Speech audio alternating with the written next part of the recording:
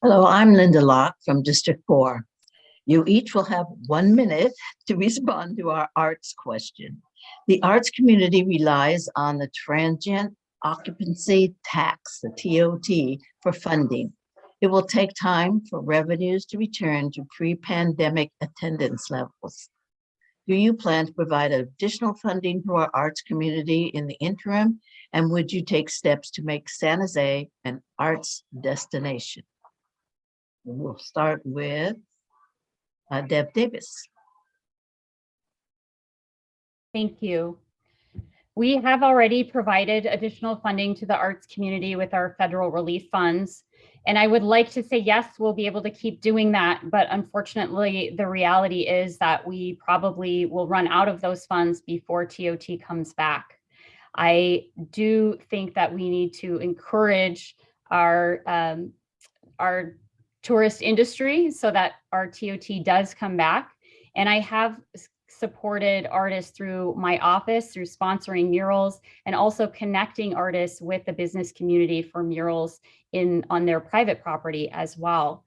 I very much support our arts, and I do think that our murals in our city are one of our best kept secrets. I think as mayor, I would work with Team San Jose to publicize this amazing resource that we have in our community. I've been proud to work with Councilmember Perales to bring our Sonic Runway back to City Hall on a semi-permanent basis, which I hope will actually ultimately become a permanent structure. Thank you. Thank you. Next is Matt Mahan. Thank you for the question. And there's no doubt that arts are a huge part of what makes any community, and especially our downtown, just a special and unique place where people want to spend time. Obviously, we have to have priorities that are trade-offs. We face very significant trade-offs around public safety, code enforcement, roads, core services.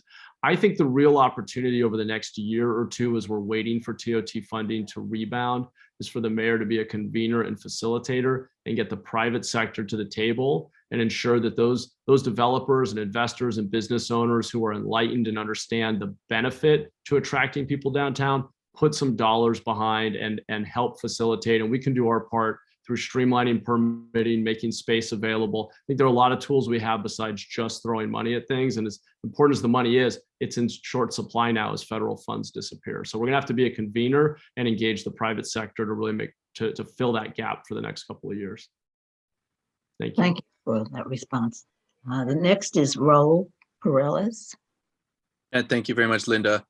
I was the only council member to clarify that our mayor's budget message intended to fully backfill these funds when we discussed his budget proposal earlier this month. I am aware of how important these funds are to our community, and I fully intend to ensure that those funds are backfilled once again this coming year.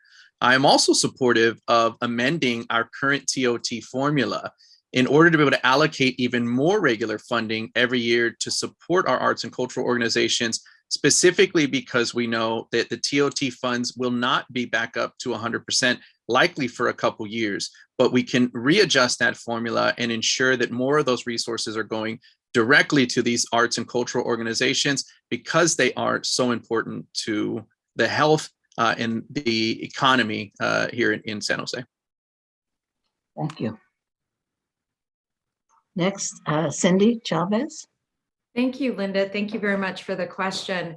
You know, the arts are not just critical to downtown, they're critical to all of San Jose. And in part because they're such an important component of helping people fall in love with the place that they live, making sure it's part of our education system and all of that.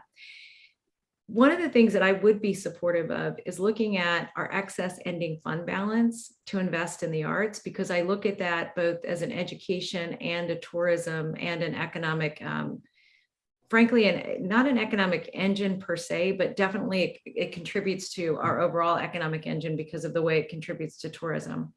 So I want to prioritize the arts, and I think this is, in tough times, it's the easiest thing to toss out, which is why it's so important we fight to keep it funded. Thank you, all of you, for your answers. Thank you very much.